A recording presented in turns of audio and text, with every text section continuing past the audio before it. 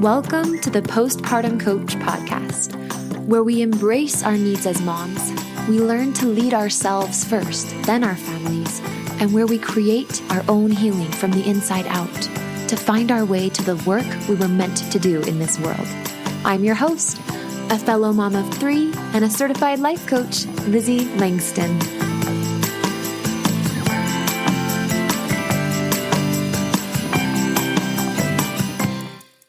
Hello, it's Lizzie, your postpartum life coach. Welcome back to the Postpartum Coach podcast. Thank you for tuning in today. I never settle for just managing symptoms. You guys know this about me. When it comes to postpartum mental health issues, just managing the symptoms is what I did the first time that I struggled with postpartum anxiety and depression after my second baby. And while that was fine the first time, when I then had my next child, I was on the medications and my symptoms came back and the medications were not doing enough for me, unfortunately.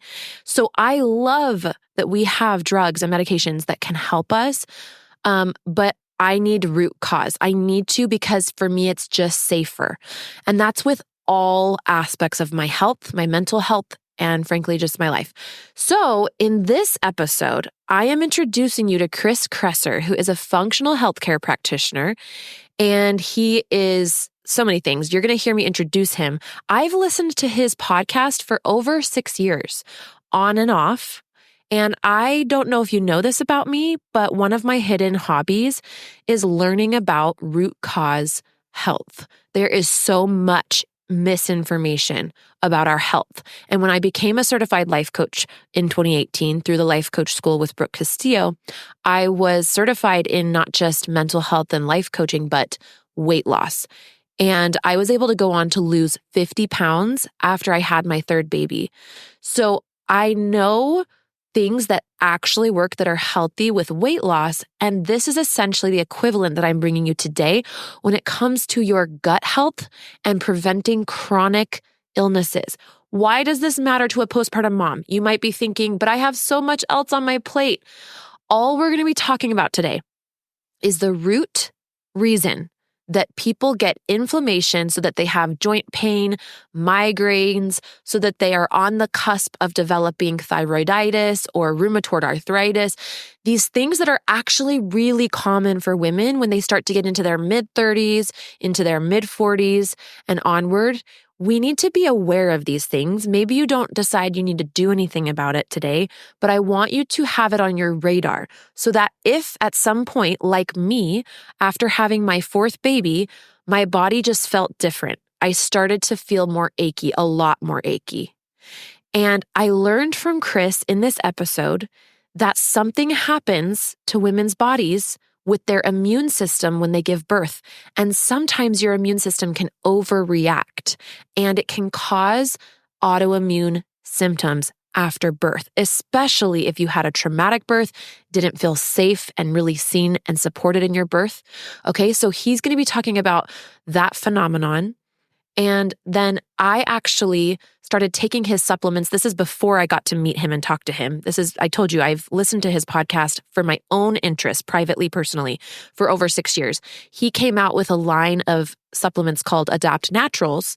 And I got on them postpartum because I just needed a quick solution to be the baseline of my health until I was out of survival mode postpartum to be able to then give my health more attention. Now, I'm finally able to give my health a little bit more attention. I'm going to be doing some other things, but in the meantime, I'm still taking these supplements. They have made a difference for me. So I wanted to tell you a quick bullet point list right now because I forgot to mention this in the episode. The first thing I noticed very quickly is that my joints don't hurt so much when I take these every day. Now, one day I forgot to take them and the next morning my joints hurt like they were before I started taking these. So there was a very real effect and there's no medication in them. These are like mushrooms and actually colostrum from mama cows that is extra. It is not taking from the baby cows. That's been my favorite product. So you're going to hear me talk about that. I've been able to take less caffeine. I still drink coffee right now, but I've been able to not need it every day and definitely not like 2 cups a day. Whereas before I was taking that because my energy is slowly naturally coming back. And the last thing I wanted to say is I feel like my brain fog has gotten less. Now, I didn't do a research project. I didn't track it, this and that. This is just what I have been thinking and feeling as I've been on these, and I'm trying to be really honest about it. If you want to get the Adapt Naturals line, listen towards the end because I'm going to give you my code, which is Postpartum, Postpartum, and that gets you 15% off your first order. I said it wrong in the episode. I said 10% off. It's 15% off your first order. But I hope you enjoy this episode. Listen to this guy. I think it will truly blow your mind if you are serious about staying on top of your health as you have babies and get older.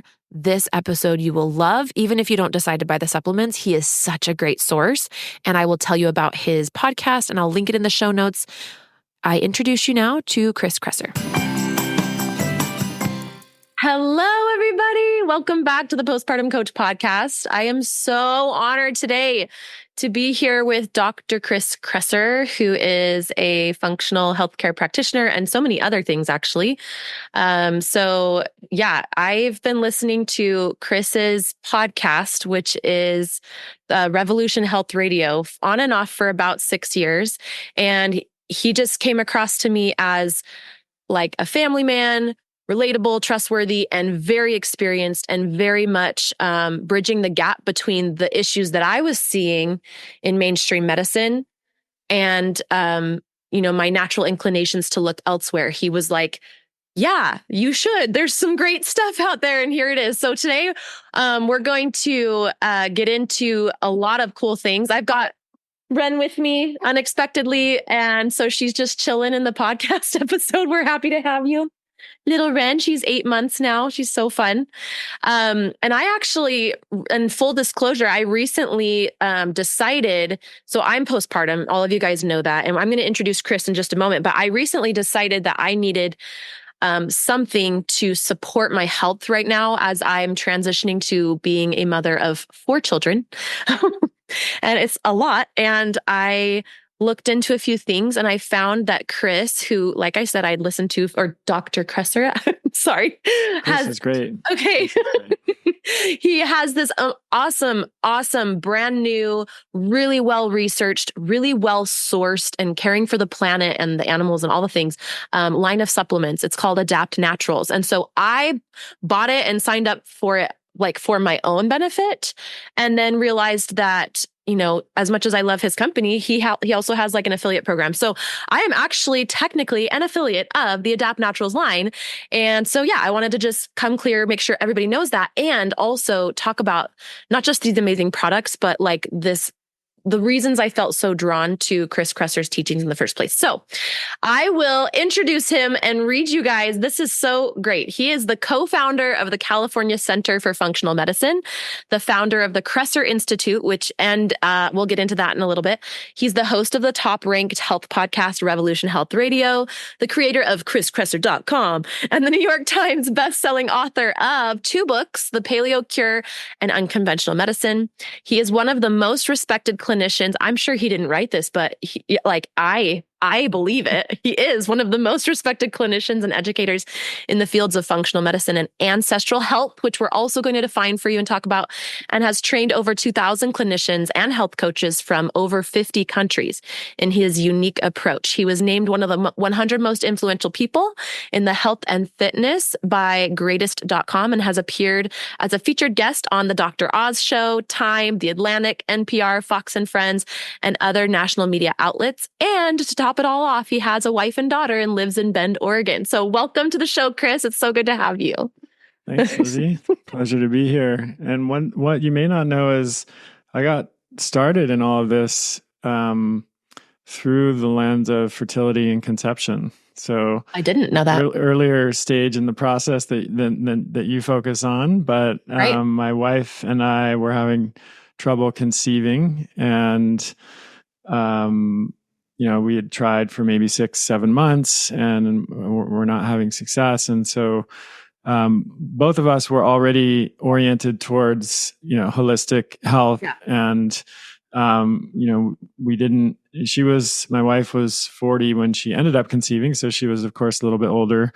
And we knew we didn't want to go down the conventional medical paradigm road, and they would probably do a bunch of tests and tell her she was infertile, and it was, we just both intuitively knew that was not true, and that we were going to make better progress outside of that. So we ended up seeing a functional medicine practitioner who did some tests and found out that my wife had Graves' disease, which is an autoimmune hyperthyroid condition.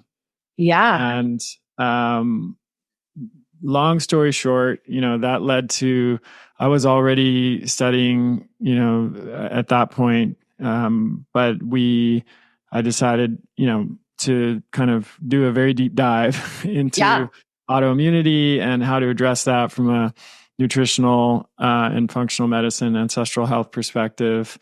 And she was able to basically halt and reverse that condition without using any of the very toxic drugs and dangerous drugs that are often used in that case, and without having her thyroid gland removed, which is another treatment for Graves' disease. And then, pretty shortly after that, she conceived and had a very healthy pregnancy, birth at home.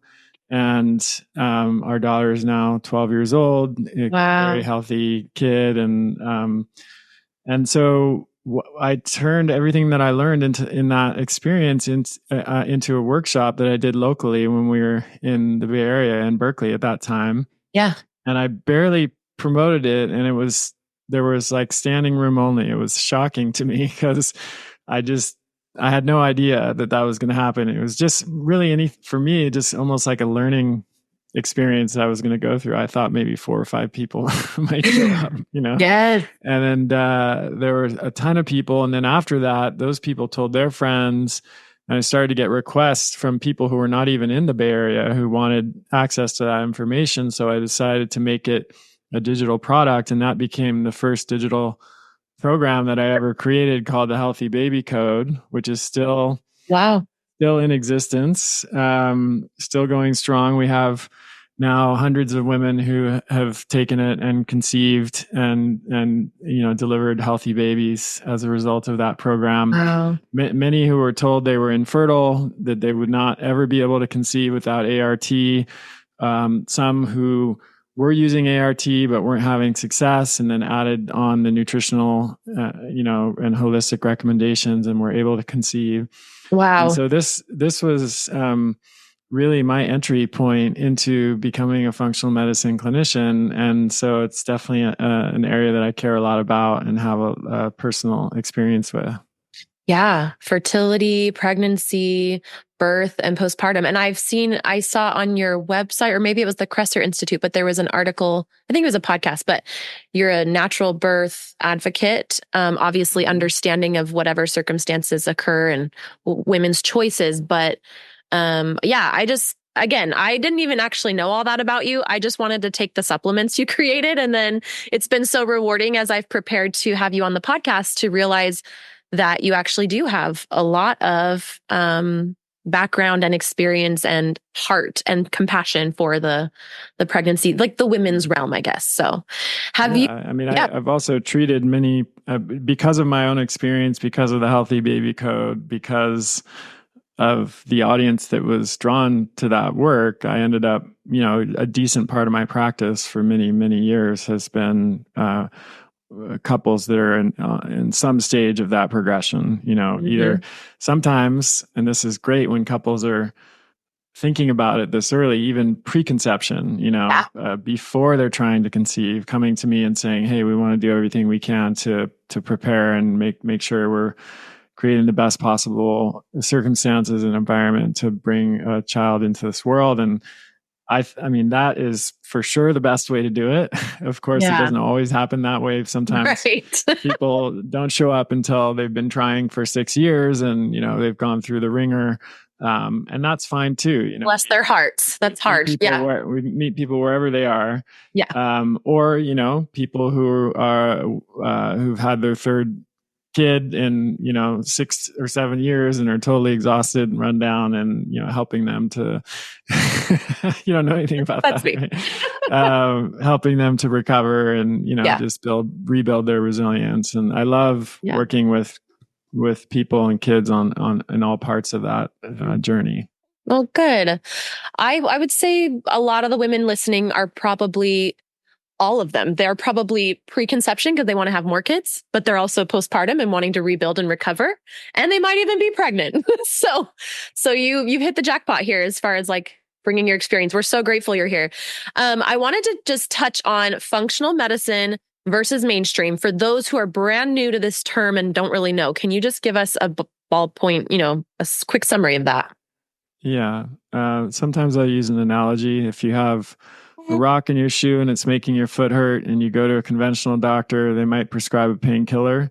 Yeah. Which sure, that helps, you know, you be in a little bit less pain. But if you go to a functional medicine doctor, they are probably going to ask you a bunch of questions, maybe do some investigation, and eventually find out you've got a rock in inside of your shoe that's causing your foot to hurt. And then you take off the shoe and dump out the rock, and voila, your foot hurts a lot less. And no pain meds needed forever. No pain medicine needed. Yeah. Or maybe there is pain medicine needed for a day or two, but you know, Right. then you quickly move on, and because you've addressed the root cause. So that's what functional medicine is about, is identifying and addressing the root cause of health problems so you can get well and stay well without unnecessary drugs or surgery.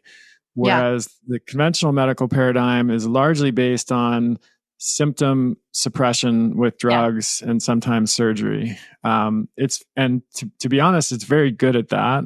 Yeah. Meaning, like, if I get hit by a bus, I want to be taken to the hospital, and I want all of the advantages of acute, you know, allopathic medical care that can reattach limbs and, you know, restore sight to the blind, and maybe fight cancer with nanorobots in the near future. And that's all amazing. You know, antibiotics just dramatically increase lifespan because they, you know, took infections that were pretty much almost always or often fatal, and you know, allowed us to survive those infections. There's so many incredible innovations in allopathic medicine, so I'm not here to say that it's bad.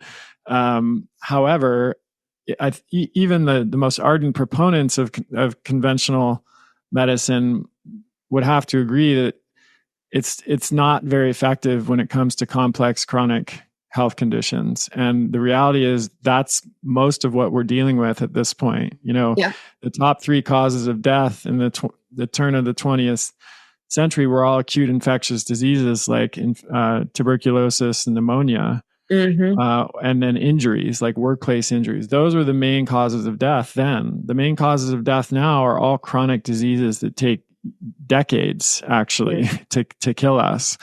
And so we have, our medical paradigm evolved to really address those acute problems, but not to address these long-term chronic health conditions. And this is unfortunately what most of people are dealing with, and most people need help with now. So when they go to their conventional doctor and they have an 8-minute appointment that's barely long enough to say hello and write a prescription, they're not getting the support that they need to identify those root causes and create a plan that will address them. So that's the real difference there.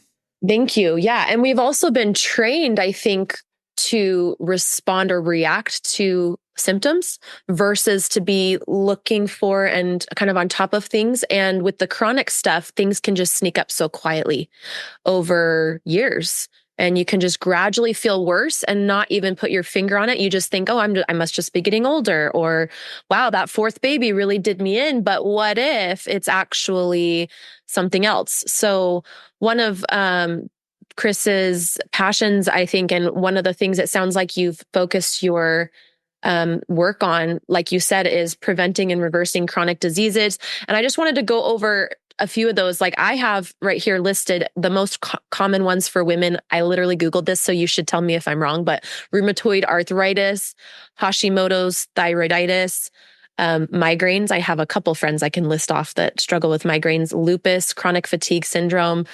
Any other ones that come top of mind? Skin issues like eczema and psoriasis are typically considered to be autoimmune. There are a number of diseases that probably have autoimmune elements that may not be fully autoimmune. Even endometriosis, in some ways could be considered an autoimmune condition.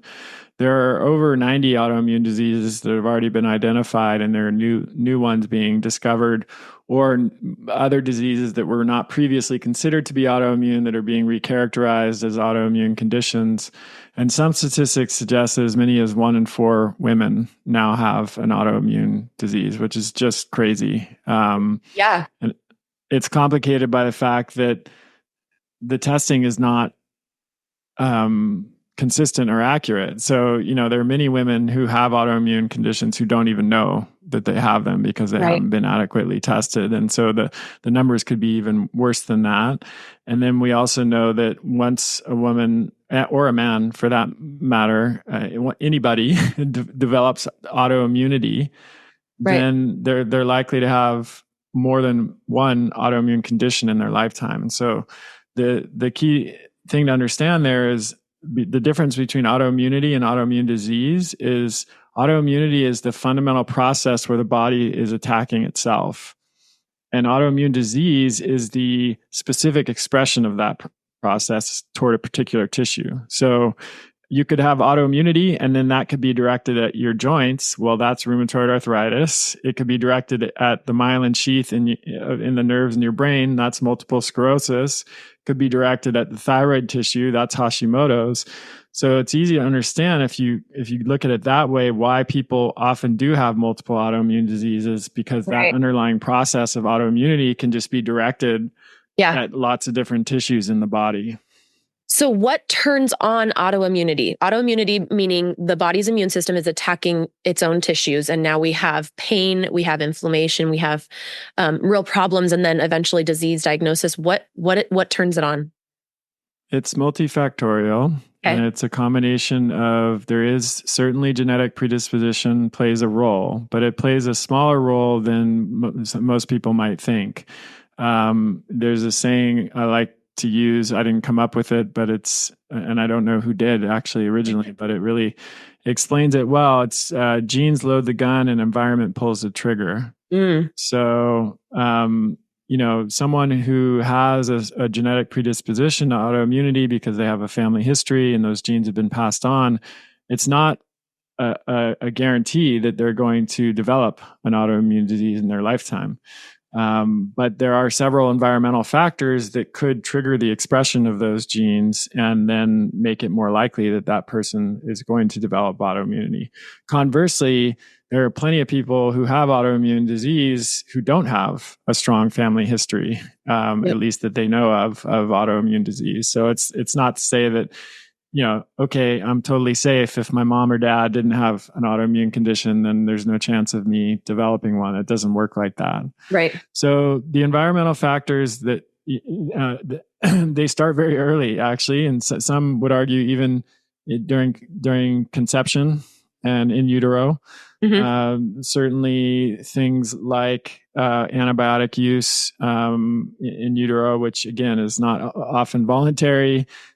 So there's no criticism or judgment here, but things like that can alter the mom's gut flora, which then in turn will alter the infant gut flora, which then can increase intestinal permeability, or AKA leaky gut, and then lipopolysaccharide, which is an endotoxin produced by gram-negative bacteria or other proteins or other large compounds from the gut, will get into the bloodstream. And that provokes a systemic inflammatory response, which then aggravates the immune system. The immune system starts attacking the tissue. So we could say, gut there's Alessio Fasano, who is a pioneer in autoimmunity in general, and then understanding, and celiac disease in particular, and understanding the role of intestinal permeability.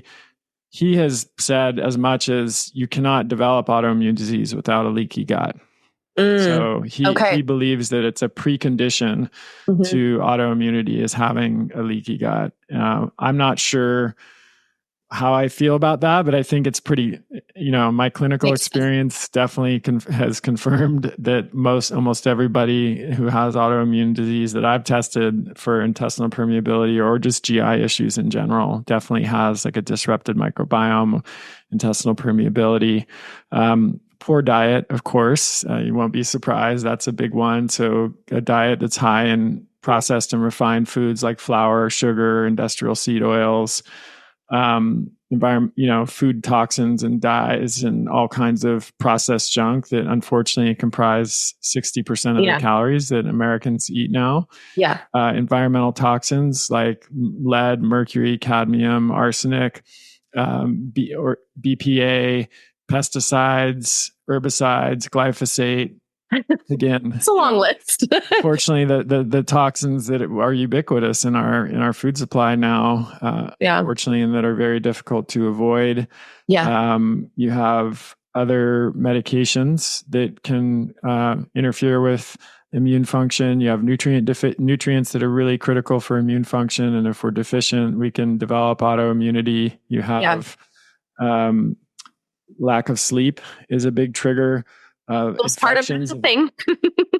Not to stress anybody out, but that I hate to say this, but childbirth is a trigger. It's actually one of the most common times that women develop autoimmunity is after delivering their child. And what happens there is there's a very profound immune shift during pregnancy to protect, so that mom is not attacking the developing baby, right? So the immune system shifts in such a way that the baby is recognized as part of this new constellation and not a foreign invader that needs to be attacked. And then when baby comes out, the immune system strongly shifts in the other direction to protect mom from infections and any other threats, because that's a very sensitive and vulnerable time.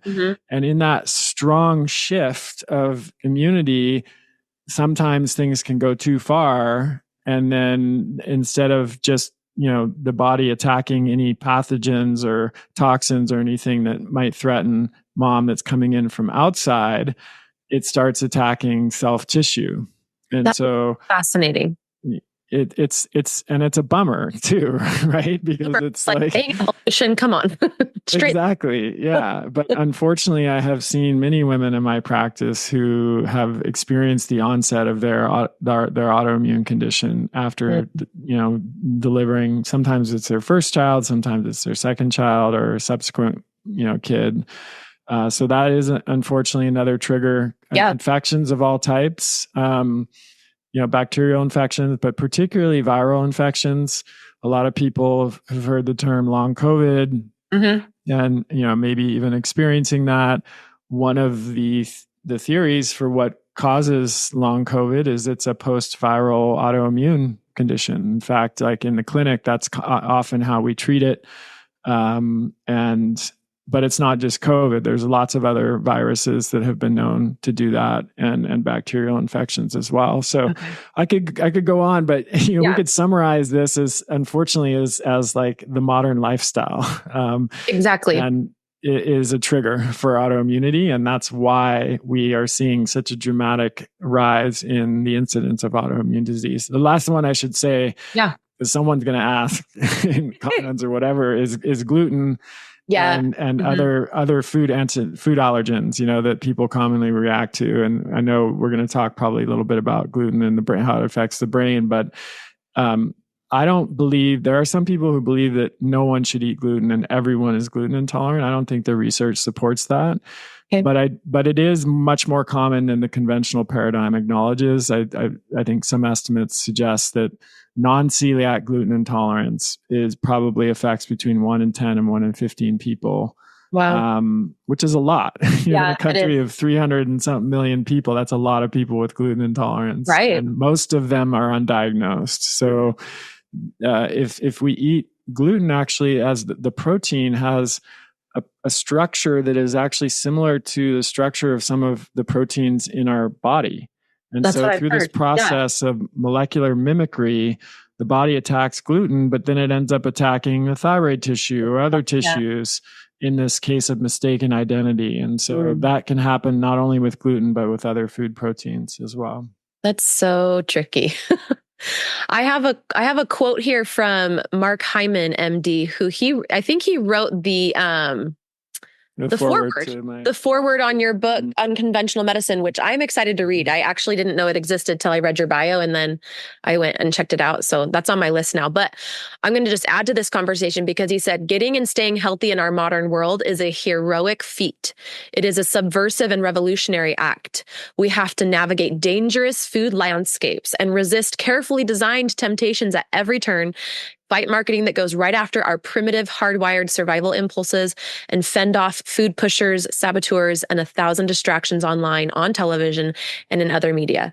And I think like this to me, what happened when I started listening to your podcast which is Revolution Health Radio, for those who don't know, is I started to really wake up to the fact that the life that I was going about living is not designed to keep me healthy in any way. In fact, it's actually really designed, whether you can argue that it's on purpose and there's some force trying to like get us or not, like it's designed not optimally. And so that brings me to this thing that I learned about as I was studying up for this, which is environmental mismatch. Can we just talk about that for a minute? Because Chris's framework, he has so the word adapt, like Adapt Naturals, the supplements, comes from his framework that he has, and it has a few different components. Would you just tell us about what is environmental mismatch and then your adapt framework? Because I think this is it bridges the gap, like I said, between the issues we're seeing and maybe a solution that could come through. Yeah, so all organisms evolve to survive and thrive in a particular environment. If you think about even, bacteria that live near thermal vents in the ocean, they evolved in that particular environment. So if you took that bacteria that lives near these hydrothermal vents and then dropped it in a shallow tide pool, it's going to die. Right. It's definitely not going to do well if it survives at all. Right. Likewise, if you took the bacterium from those shallow tide pools and just relocated it next to this extremely hot hydrothermal vent, at the bottom of the ocean, it's not going to do very well, right? So we understand this when it comes to biology. This is not a controversial concept. Likewise, cats are obligate carnivores. If you look at cats in nature, all cats in the cat family, they don't eat grains. They don't eat vegetables. They eat meat, and that's all they eat. And that their digestive system, their anatomy, their physiology evolved to process meat. Whereas if you look at a cow or a ruminant animal, they eat plants, and they have multiple chambers in their stomach to break down the tough fibers in the grass that they eat, and they're able to convert the grass into usable nutrients. Yeah. If a cat tried to eat the cow diet and just eat grass, it's not going to survive, much less thrive, because it doesn't have the anatomy and the physiology to process those plants in the same way that the ruminant animals do. So again, this is, strangely enough, like these are things that we don't like, that zookeeper, like there's stories where like animals that were held in captivity were getting sick because they were feeding, like lions kibble or something, the equivalent of dog food, of dog food with grains and stuff like that. And then somebody thought, it's kind of, in retrospect, seems just incredibly ignorant that you're a zoologist. You should have probably been thinking about this. But and then once they started feeding them a species appropriate diet, what do you know? Now, most animals actually live longer in captivity than in their natural environment now because they're not subject to getting attacked by predators, and life is pretty cushy. Yeah, they're eating well inside, and they're eating their species appropriate diet. Yeah. So where did we go wrong? What is our human species appropriate diet? And not just diet, but species appropriate lifestyle. If you took a lion and put it in an office and sat it in a chair and it didn't have exposure to natural light and roaming around, and it's not going to do very well. Well, guess what? Humans are the same. We evolved over 2 million years of hominid evolution, eating a diet that was primarily meat and fish, nuts and seeds, wild fruits and vegetables, some starchy tubers and plants. Especially later in our evolutionary history, we lived outside amongst the natural rhythm of light and dark in tribal close-knit groups. We walked, 10,000 plus steps a day just to acquire food. We had periods of brief, intense physical activity to hunt, fight, build shelters, lift heavy things. We had exposure to sunlight, which produced vitamin D and other compounds that are beneficial. This was the environment that we evolved in, and what our physiology and anatomy were fine-tuned to expect and to need and thrive on. All of a sudden, it really is all of a sudden. If you looked at a clock that if we were to make a 12-hour clock, or I'll use another analogy. If you have a 100-yard football field, it's only in the last half of the last yard that we developed agriculture, which is about 11,000 years old. And it's only in the last few inches of that last yard that the Industrial Revolution happened.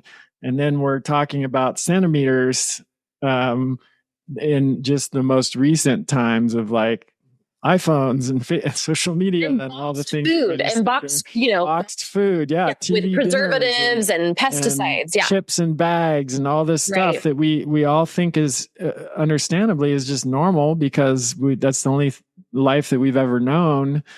It's so not normal for human beings. For our bodies, our evolution. Extremely abnormal. And this mismatch between what our genes and our biology are adapted for and evolved for, and what we're actually exposed to now, is the fundamental cause of modern Western disease and the health problems that we're experiencing.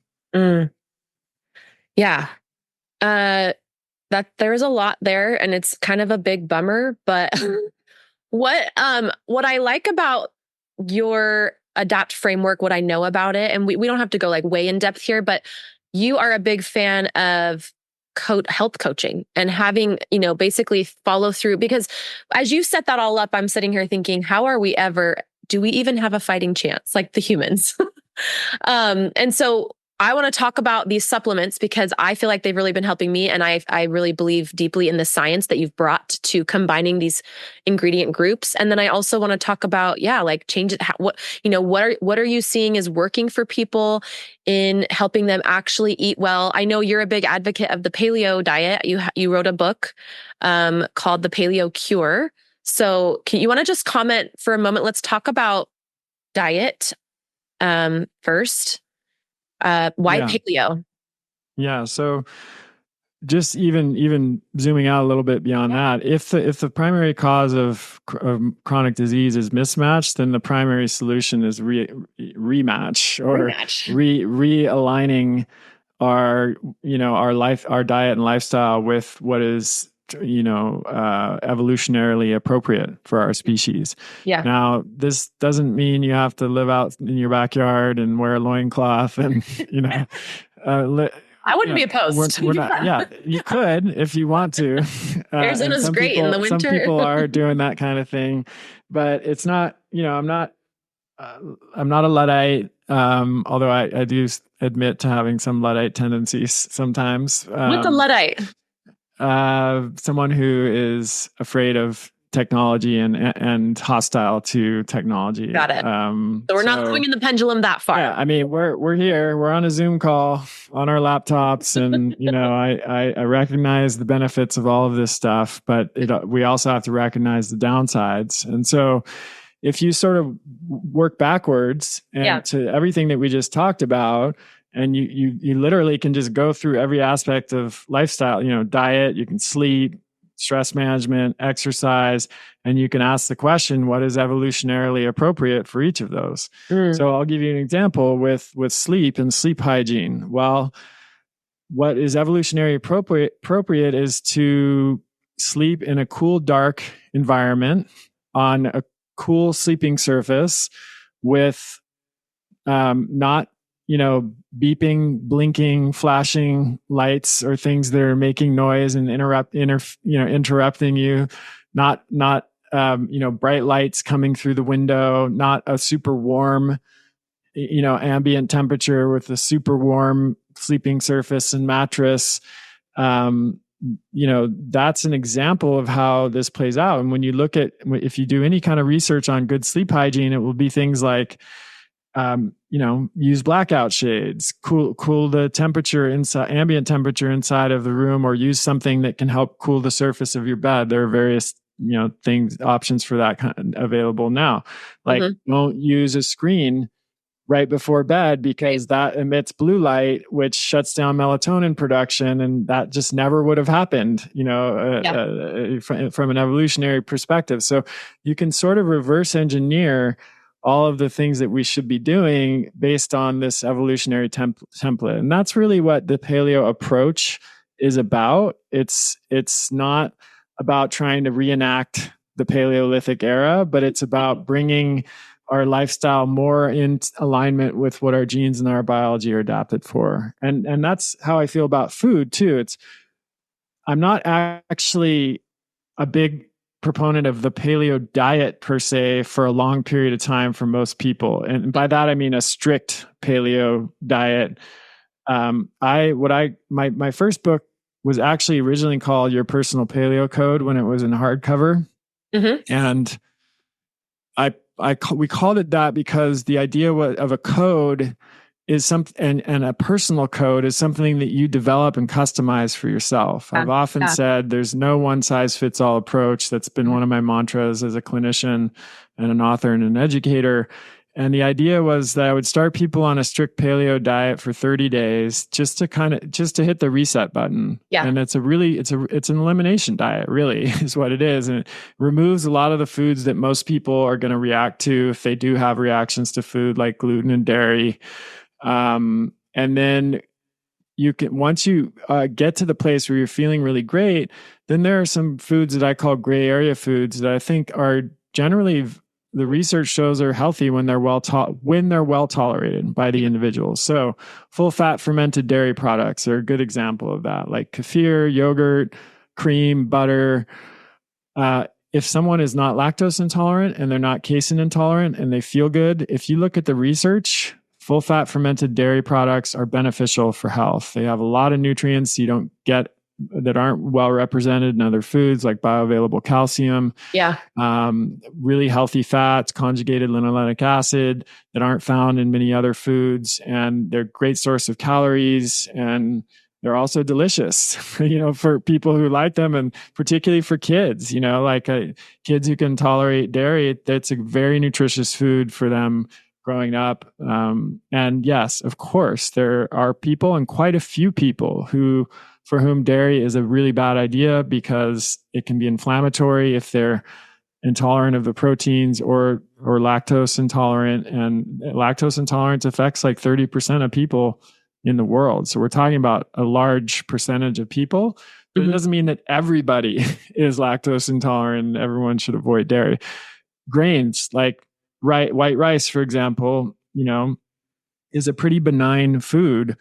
It's has very little nutrition in it, but it's just a source of carbohydrate and calories, especially if someone is active and, like an athlete and training a lot, and they just need to increase their calorie or carbohydrate intake. I'm fine with white rice as long as they tolerate it well. White potatoes are not typically considered to be paleo.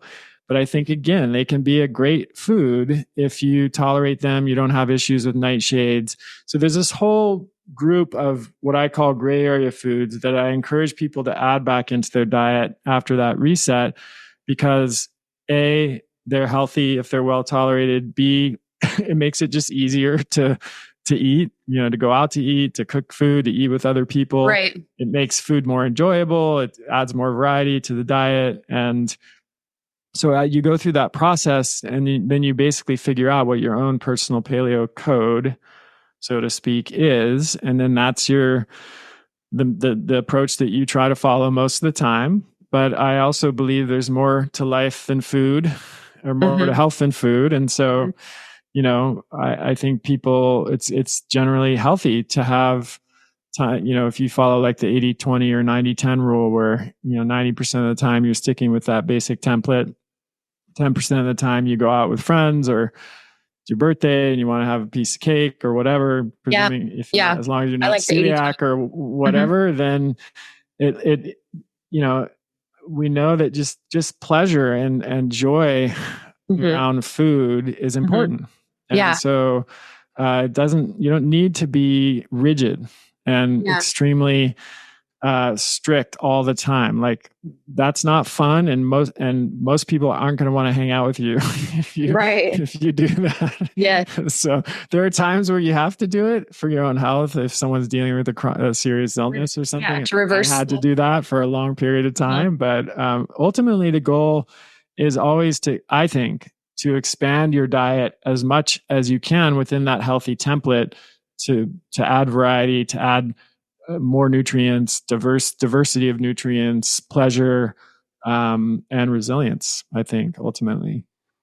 So going back to what you said at the beginning of the episode when we were talking about chronic disease, it all starts with, the research hasn't necessarily proven, but there's definitely a connection between the gut and leaky gut, or essentially the barrier parts of your gut kind of coming unglued and things floating into the bloodstream.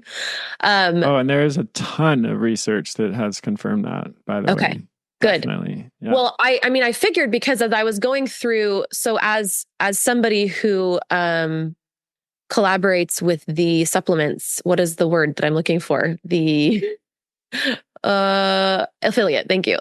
Right.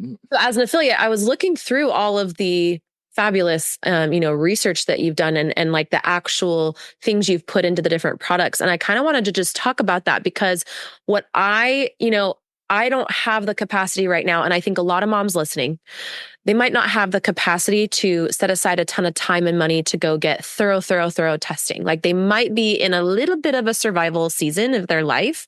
And obviously we don't want to stay there forever. That's not ideal to be there forever. But if that is you, I'm talking to the mamas here.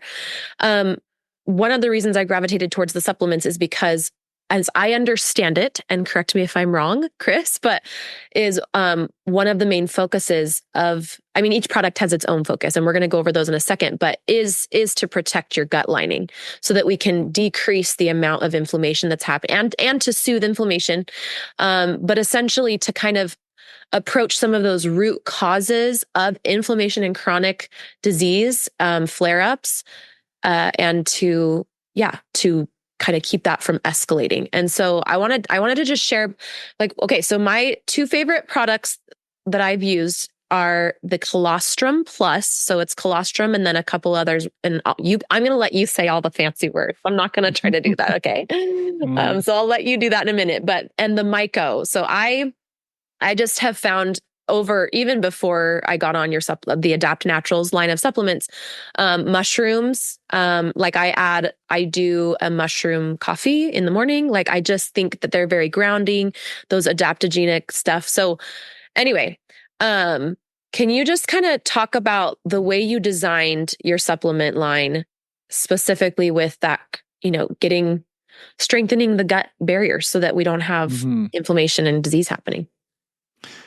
Yeah. So as we've discussed, I'm a functional medicine guy. So I think about root cause. That's just my perspective. That's the lens that I look through. So when I'm formulating supplements, I'm not thinking, what can I use to suppress like suppress symptoms? Because you can think about supplements in that way. You can use drugs to suppress symptoms. You can also use natural compounds to suppress symptoms too.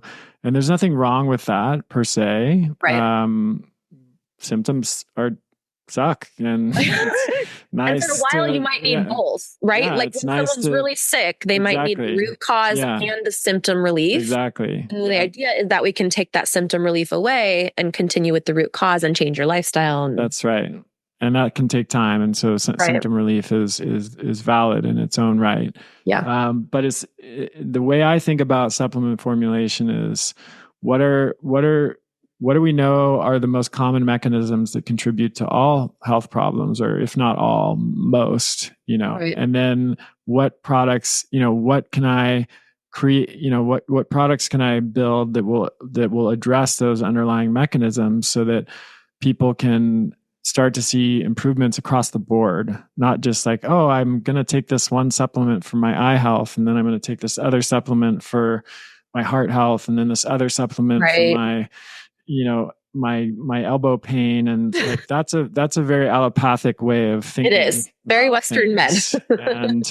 And so, and this is why we don't have a lot of products. We have 8 products, not 50, because and we'll have more over time, but not a lot more, like maybe 1 or 2 a year, because we're really focusing on addressing these root causes, and you don't need 100 different products to do that. You just need to focus on the main one. So certainly restoring the gut microbiome and repairing the function of the intestinal barrier is huge. And then a corollary to that is that 70 to 80% of our immune systems reside in the gut, in the gut associated lymphoid tissue. So anything that you do to improve the health of the gut is going to significantly bolster your immune defense against pathogens, and also reduce immune hyperactivity against environmental antigens or self-tissue, for example, in the case of autoimmunity. Yeah. So the 2 products that you mentioned, I think kudos to you for homing in on these, because these are really the 2 products more than any of the others that would do those things, that would accomplish the goal that you mentioned. They would support and nourish the gut microbiome, and also repair the gut barrier, and support, what we call, and what researchers call, the gut immune axis, which is this crosstalk and interplay between the gut and the immune system. Because, like I said, most of the immune system is in the gut. And so when we do things that improve the gut and the gut health, it improves immune function. And when we do things that improve immune function, it improves the gut health. So it's like this virtuous cycle instead of a vicious cycle. So Colostrum Plus is actually 3 different ingredients. It's not necessarily evident from the name, except for the plus that comes after colostrum. Yeah. So it's there's 2.5 grams of colostrum from 100% grass-fed, pasture-raised cows that are never given antibiotics or hormones. We source it from small family farms in the U.S. That are USDA grade, and it's cold processed, which is important because all of the immunoglobulins and fragile or proteins within colostrum are fragile, and they can be destroyed by heat. Now, a lot of moms are going to know this already, but I'll mention it for those that don't. Colostrum is the first food for all mammals on the planet, and has been for all of mammalian evolution, 300 million years of mammalian evolution. Yeah. And I like to say it this way, like, evolution is pretty good at figuring things out, especially over a period of 300 million years. Mm-hmm. And it has not improved upon colostrum at this point, so it's still colostrum. Colostrum is still the first food that all mammals get, which tells us that it's working pretty well, right? It's really good. And that's true whether it's a cow or a cat or a dog or a monkey or a human. Mm-hmm. And it's expressed, in breast milk in the first few days after birth. And it's really rich in immunoglobulins, nutrients, antibodies, growth factors, and other bioactive compounds. And the way I like to think about it is like it's nature, it's mother nature and mother's first gift to the baby. I love like that. This is what you need to as a foundation for health. Yeah. It's going to support your gut microbiome. It's going to give you nutrition. It's going to support your immune system so you can fight off any potential threats or invaders. And that's what happens when you take it as an infant. But when you take it as an adult, it does all those same things. Right. Which, unfortunately, we don't stop needing that support as we get older, and arguably we need it even more. Right. In some cases. So that's the colostrum piece. And this is also how I think about formulation. As I was making this product, there are lots of other colostrum supplements out there, some good, some not so good. Yeah. But my thinking is we're taking colostrum for a reason. What is that reason? And then what other nutrients could I add that would elevate and extend that impact, and so that people would be more likely to achieve their goals. And one is lactoferrin. Lactoferrin is actually naturally occurring in colostrum, but only in small amounts, like 3 to 5 milligrams per gram of colostrum. So in our product, you might get 10 to 12 grams of lactoferrin just from the colostrum itself, but we added another 100 milligrams of lactoferrin. Okay. And this is important because it's really one of the compounds in colostrum that's most responsible for its benefits. It helps defend against microbial invaders. It supports gut health, enhances the immune system's efficacy, supports iron metabolism. So it's actually more effective than iron supplements for raising iron levels, which is important for women, especially to know, because iron deficiency still affects more than 2 billion people around the world, even in the developed world like the US. Right. And so we have added lactoferrin to, enhance the amount of naturally occurring lactoferrin and provide even more benefit. And then the third ingredient is beta glucan, which is a type of soluble fiber that's found in yeast and mushrooms and some other foods. And it is a remarkable compound that's been intensively studied over the past 20 years. A lot of research originally coming out of Japan.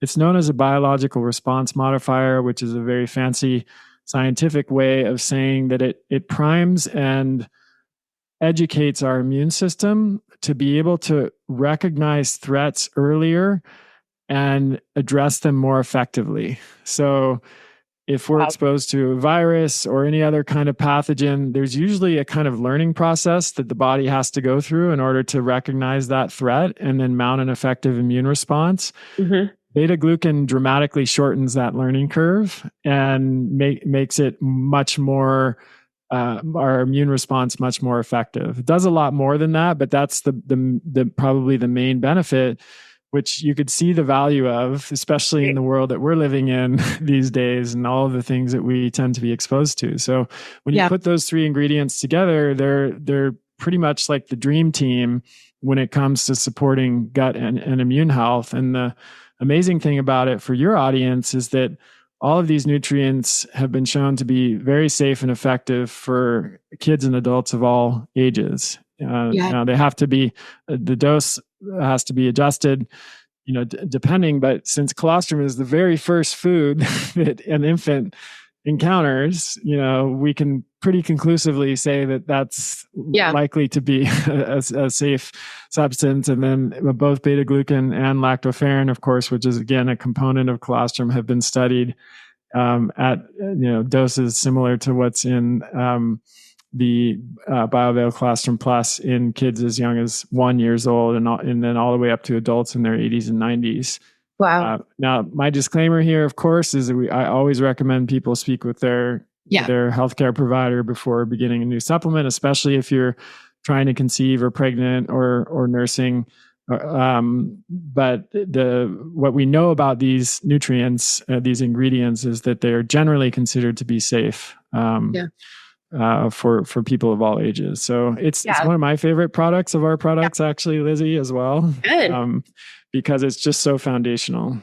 It is. And I actually want to just say that my number one hesitation at first was, well, what about the baby cows? Like, are they taking the colostrum from the baby cows? So I actually emailed someone on your team and like looked on your website, and lo and behold, guys, they only use the surplus and they do not like hurt the moms, and they're just so good and careful. I just feel like the people who are sourcing this stuff, they knew my heart.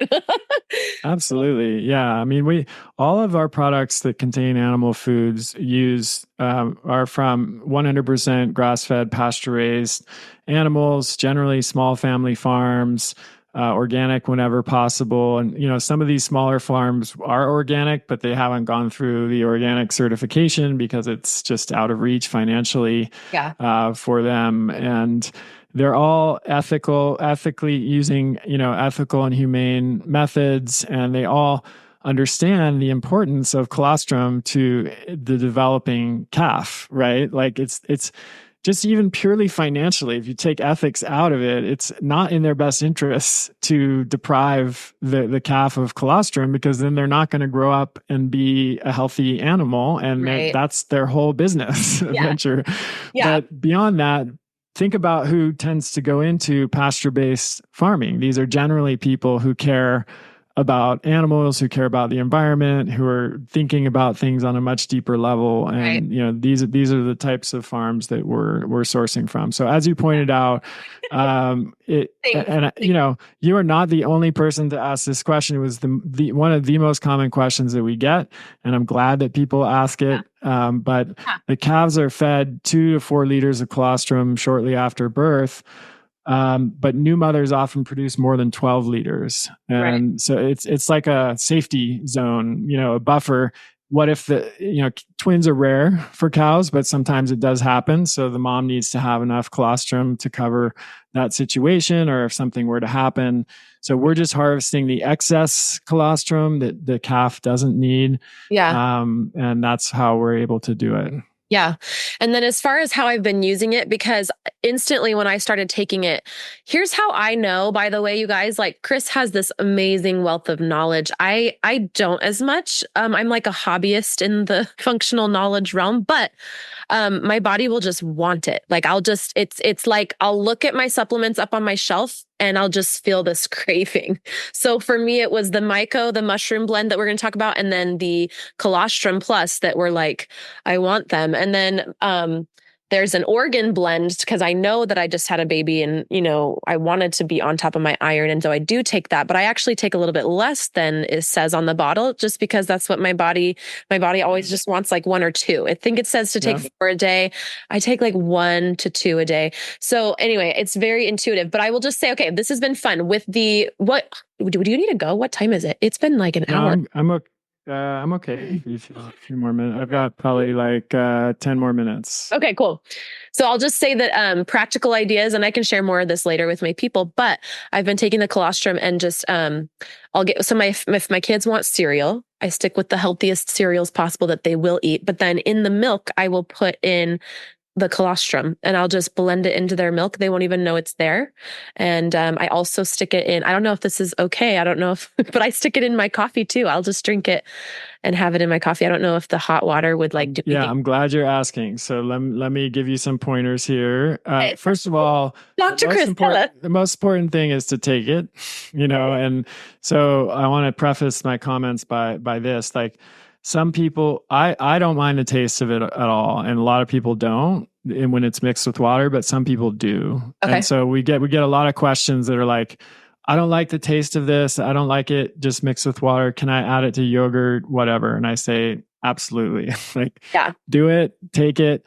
I will say it is best absorbed when it's taken on an empty stomach, because the proteins in the immunoglobulins and other proteins can be absorbed then directly across the lumen of the small intestine into the bloodstream more cleanly and more rapidly. So it's generally better to take away from a meal if you're like going for the optimal, fully optimal experience. Okay. But like with kids, especially, like they might not be willing to drink it in water. It might taste weird to them. Your new milk. So much rather, or mix it with milk. I mean, that's how we get lactoferrin from milk, and that's how we originally get colostrum is before milk, and so totally great to mix it with milk.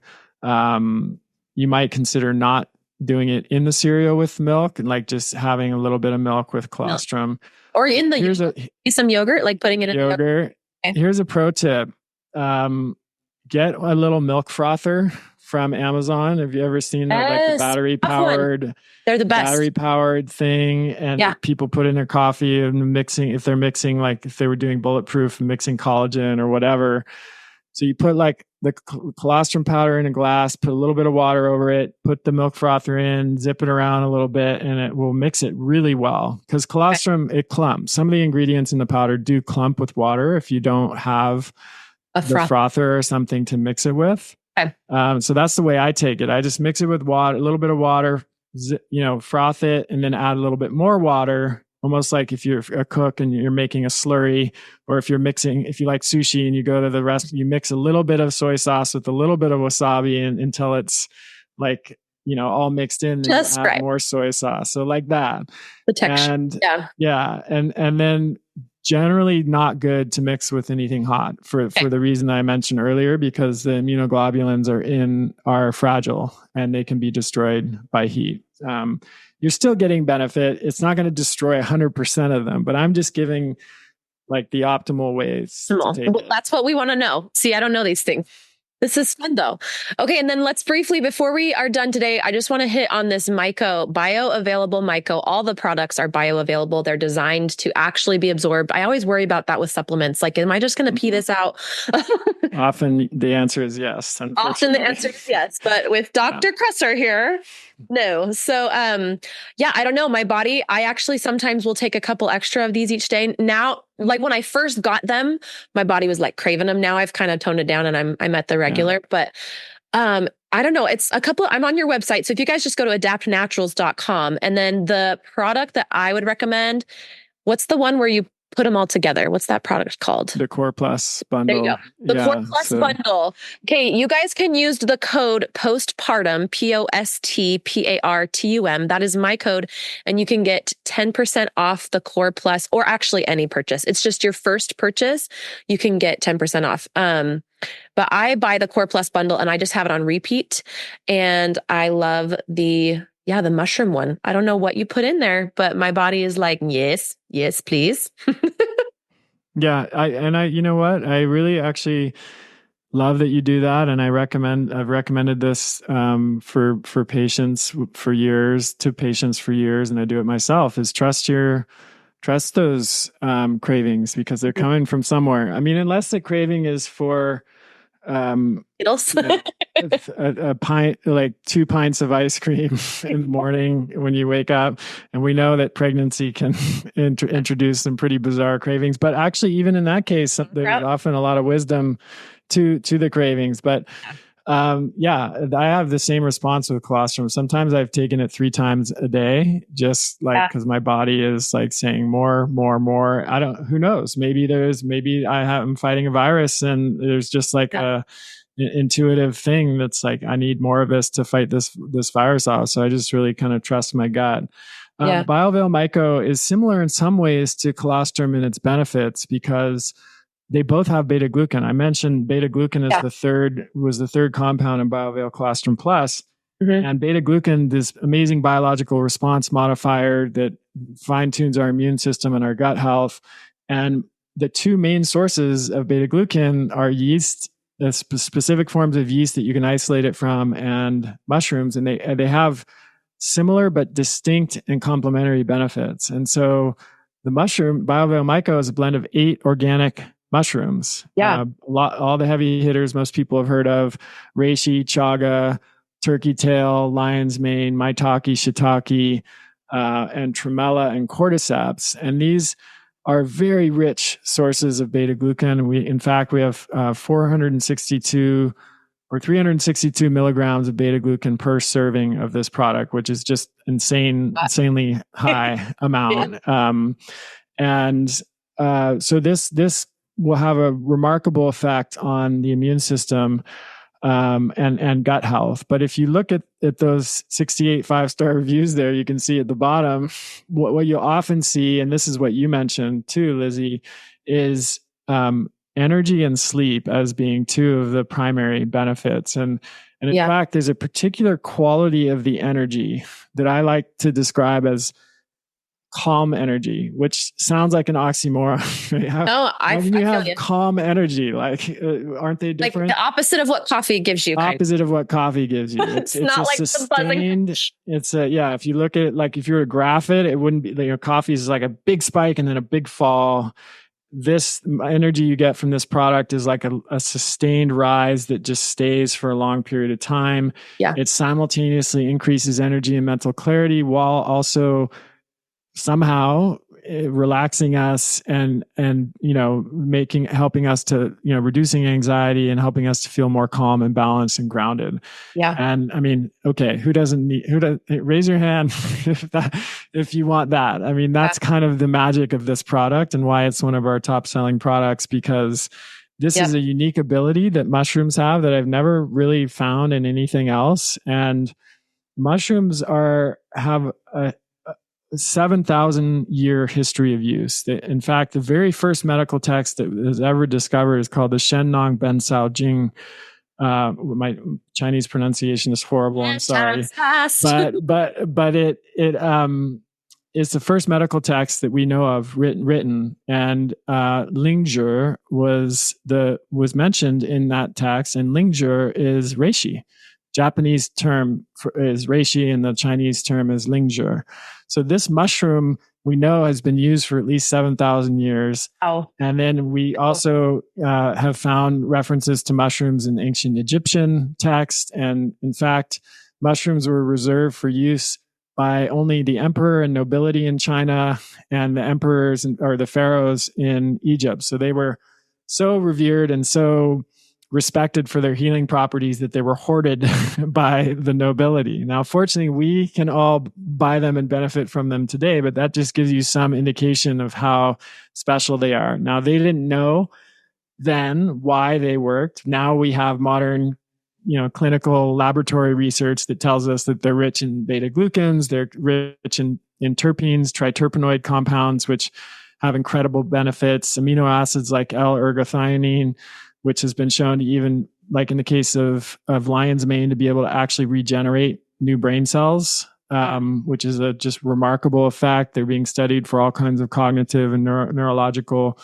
conditions. And our mushrooms are, unlike many other mushroom formulas on the market, they're 100% organic. And they're also made with real mushroom fruiting bodies. So I have to nerd out just a little bit on this because it's really important for people to understand. Okay. Mushrooms are a fungus. We don't sometimes like to think about this, but they have a life cycle. And what the fruiting body, the thing that actually looks like a mushroom, that's called the fruiting body. That's a final stage of the mushroom fungal life cycle. An earlier stage is the mycelium, which is like the branching root-like structure. So if you were to go into the forest and dig underneath the ground, you would see the mycelial network. And if people have read like Paul Stamets and read about how amazing mushrooms are, a lot of it comes down to that branching thread-like structure of mycelium. Mycelium is amazing, just incredible, but it's not the fruiting body of the mushroom. And the fruiting body of the mushroom is what has been used for 7,000 years by all of these cultures. It's what has been studied in scientific studies and confirmed as having health benefits. Unfortunately, a lot of the products that are on the market that are sold as and marketed as mushrooms are not mushrooms. They're made from mycelium. So they're lacking benefits. We don't know what, they're certainly, so far it seems that they don't have the same health benefits as mushrooms. They definitely have some benefits, but we cannot assume that the benefits are the same because it's a different part of the fungal life cycle. Right. It's like eating a leaf from an orange tree versus. That's right. Or if you're herbalist, you know that the root will have a different effect from the leaf or even the flower or the fruiting part of the tree. Yeah. They'll all have different health effects. Okay. And unfortunately, the FDA has not yet, although this will probably change in the next few years, required companies to disclose whether they are using real fruiting bodies or mycelium. And they can just use the term mushroom, which is really misleading. Yeah. Even when they're not using mushrooms. And so whether you take our product or not, make sure to reach out to the company and ask them if it is made with mycelium or real mushroom fruiting bodies. Okay. And, for them to provide a certificate of analysis or some kind of documentation that shows they're using real mushroom fruiting bodies. It's really important. Yeah. And that's just one more hurdle that we all have to jump through. We've got fast food, and then we've got actual solutions, but then there's people that are faking it and like trying to save money. So this is just one more reason I like Chris's stuff. Okay. So that's why I'm here. So, by the way, I said it wrong. It's actually my code Postpartum gets you guys 15% off your first order. So Kres, thank you so much for taking the time to be here and give a voice to all the postpartum mamas and educate us. I really value the fact that we got to hear it straight from you after listening to your podcast for so long. I absolutely love these supplements. I just ran out of my colostrum and I'm like, they give me texts and I'm like, when's it coming? I'm like, get it to me. And that's one thing I'll say, you guys. I know whenever I sign up with a commitment thing, I always think about like, what about next month? And they always text me a few days before the order and they say, hey, in 3 days, your next order is going to ship. And then I have options if I want to change it. And so sometimes I'll delay it or modify it. It's so easy. I love it. So they really nailed that. So there's really no bad thing that can come of it. So yeah, like I said, my favorite product is going to be the Core Plus bundle. But that doesn't come with colostrum. So you're going to want to order the colostrum on the side, like as an extra thing. But if you want to just start with one, I would start with the colostrum and then maybe work up to the myco. And then, maybe, I don't know, the vitamin E or the omega-3. There's just so many good ones. You just got to try them all, guys. So go to adaptnaturals.com and use the code postpartum, all caps, for 15% off your first order. And thank you again, Kres, so much for being here. I really appreciate it. Thank you, Lizzie, for the great work you're doing. Thanks, everyone, for watching and listening. And it was a pleasure. I really enjoyed the conversation. Good. Me too. We'll have to have you back. Thank you from the bottom of my life coach heart for listening to the Postpartum Coach podcast, for sharing it with your friends, and for leaving reviews. You guys are the reason that this podcast has grown, and I just want to say thank you. I want you to know that if you ever want help applying the things that you've learned on here and learning more and taking it deeper, you can go to LizzieLangston.com/work with me to check out all the offerings. It's all there for you. LizzieLangston.com/work with me.